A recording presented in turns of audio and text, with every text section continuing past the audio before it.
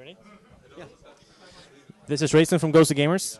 We're at the Home Story Cup, and we found one of the premier casters of StarCraft 2. He's been casting GSL, but now he's here. Calder, how are you doing today?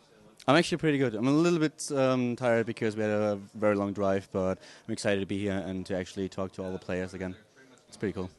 Do you have any specific... will you do anything specific here? Will you cast something, or are you just here for fun? Well, originally I wasn't supposed to cast, or we didn't really talk about it. I talked to Dennis that I might be here, and he was like, okay, we could cast a game or two. And Dennis Hazops already talked to me earlier, and we actually realized that the last time that we casted together was in Warcraft 3. So yeah, we talked a little bit about it, and now we're casting. I think it's Nurture against Hero later on. It's going to be a CVP. I'm really looking forward to it. It's been a long time that I casted with him, because usually he's just playing the tournaments, and so we can't do anything on stream together. But this gives us this is the perfect opportunity for us to cast a little bit. So you come from a Warcraft 3 background. How was that you came into the whole shoutcasting career? Could you tell us how you got into it? It was actually pretty funny. Back then we didn't have video streams. It was roughly 10 years ago, so a really long time ago. And we only had like audio streams. So you could tune in with Winamp, for example, and you had the audio stream, and you didn't have a picture at all. And audio streams were really, really rare. You had like one audio stream every 2 or 3 weeks. And and at one point I was an administrator for one of the tournaments, and the caster that was supposed to cast, he suddenly couldn't make it for some reason. So they asked around if somebody would like to try it, and I volunteered. I told them, okay, if you show me how to do it, what programs I need to, then we can do it. We can definitely give it a go. And yeah, well, I started casting. People liked it, and from then on, it kind of started. I was asked now and then to cast a tournament, and with time the bandwidth got better. You could actually video stream, and the transition from Warcraft 3 into StarCraft 2 was basically a no-brainer. I love Blizzard games. I play all of them except for World of Warcraft, and yeah, I love StarCraft. It's a lot faster than Warcraft, so I really enjoyed it. So you're now one of the GSL casters. What do you think of that experience? How are you liking Korea? Oh, it's awesome. I really love casting for the GSL, and it's just great to have all those players on that level. People keep always telling about how good the Koreans actually are, and you see them participating in the tournaments, in the foreign tournaments, and most of them do quite well. But if you actually are in Korea, you play on the Korean ladder, and you see them play on a daily basis, it's just amazing how good they really are. And for me, it's awesome to stay in the GOM house, because I'm always surrounded by players, by foreign players. Place like Stefano stepped by for a day or two. You have Naniva, Moro, Todd, Cytoplasm, all of them. And this is really great. You can talk to them, and as a caster, that really benefits me greatly. So you're casting GSL Code A. Do you have any specific memory or specific match that you remember that you would like to talk about? Well, I actually remember a lot of them, because for me it was quite an experience the last few months. I remember specifically how Naniva played in the Blizzard Cup, not the game against Nasty that he threw away. I mean, that was a whole completely different story. But him and Stefano, they did so well in these groups, and they didn't make it in the end. But casting those games was really, really great, and left quite an impression on me at least. And another game was, well, when I started in Korea, the Code A qualifier just started. So I watched the games of CS Boxer and was able to actually stand behind him during all of his games. And then I saw him how he slowly advanced toward Code A. And in the up and down matches, suddenly he was in a situation where his teammate had to win the match so that CS Boxer would advance, and he actually won. And it was just great. That match between with Teja TVT, that was so nice. It was really, really good. And I think I killed a little bit like a little schoolgirl, but it was really amazing. It was like, yes. It's just so true. Cool. So let's talk a little bit about the Pro Brush incident with Naniwa. How do you, as a caster, how do you react to players throwing games like that? Well, it's a really hard thing to talk about, because I can understand both. For example, they are not played out. If there is a game that you don't need anymore, it is not played. So from a player's view, I can definitely understand that Naniwa decided to not play that game. It would have been a smart decision to maybe just go for proxy 2-gate, something like that, and not just go for that Pro Brush. But I can perfectly understand why he did it. On the other hand, if you realize that it's a tournament that's hosted by Blizzard, and that a lot of people watched that, had a lot of attention.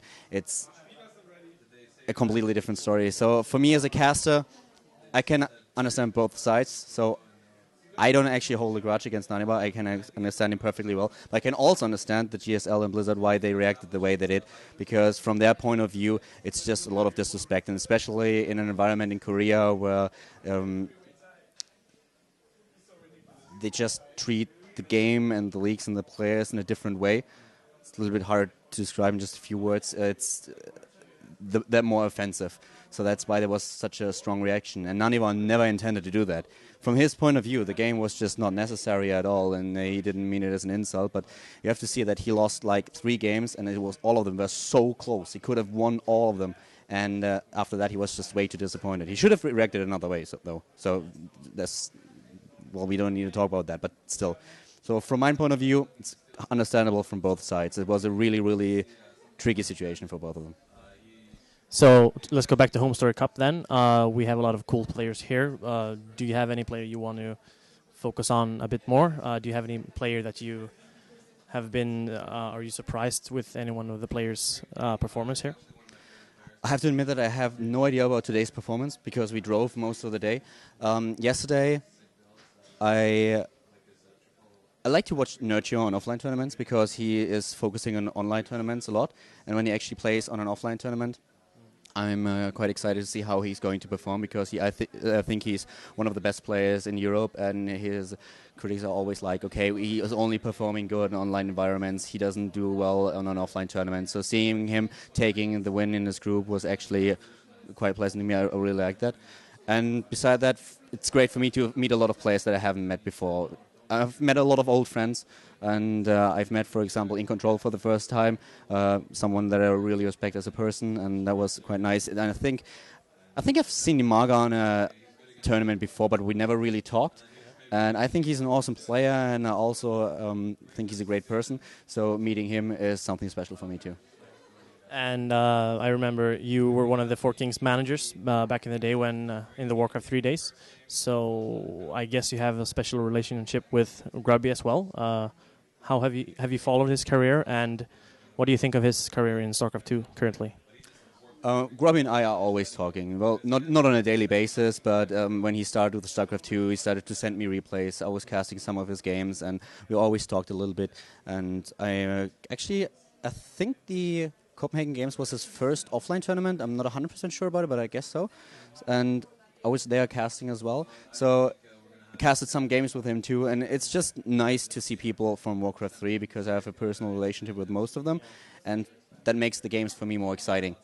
If you just watch 2 players that you know are really, really good because you watched them online, but you have never met them before, it's always nice. But if there's someone playing that you have a personal relationship with, that's just brilliant. And I think that Grubby is one of the players that has obviously a lot of potential, but it will be really hard to get into a position where he or anyone can dominate the StarCraft 2 in the fashion that Grubby was able to do it in Warcraft 3. Why do you think that is? One of the reasons is definitely that StarCraft 2 still needs a little bit of balancing. There's a lot of luck involved sometimes as well. A lot of the matchups, what, for example, Protoss players and also Zerg players talk about when they refer to the mirror matches, are really fragile. So it's quite easy to lose a game because you make one small mistake. And the competition is a lot bigger. You'll have to face Koreans now all the time. There were Koreans in Warcraft 3, but not that many as, for example, in StarCraft Brood War now in StarCraft 2. So the competition is just a lot bigger, and that's one main reason. And don't forget, Warcraft 3 was around for 10 years in the end, and StarCraft 2 has been out for 1.5 years, something like this. So there's still a long way to go, especially with the add-ons coming up, and Blizzard will have to do a hell of a job of balancing the new units and everything. So it's going to be pretty exciting to see how that will influence not only the balance but also the performance of the players. So we have the first season of 2012 coming up for GSL. What are your expectations for the event? I expect that it's going to be really, really awesome because the new system that they introduced the last time already, we talked a little bit at Up and Down matches about how every race has like a 30% ratio in the whole, well, if you look at the race distribution. So I guess that it will be really one of the best seasons ever. Especially for me, it's great that with the new system, players that lose in Code S will drop down to Code A, so I will be able to cast all those awesome players. That is just, for me, it's brilliant. For the players, it's a little bit different because it's very, very hard for them to stay in Code S in comparison to the old system. But of course, if you look at it from a viewer perspective, then it's quite nice because all those games count and they always have to give their best. So it's going to be pretty interesting to see who comes out on top.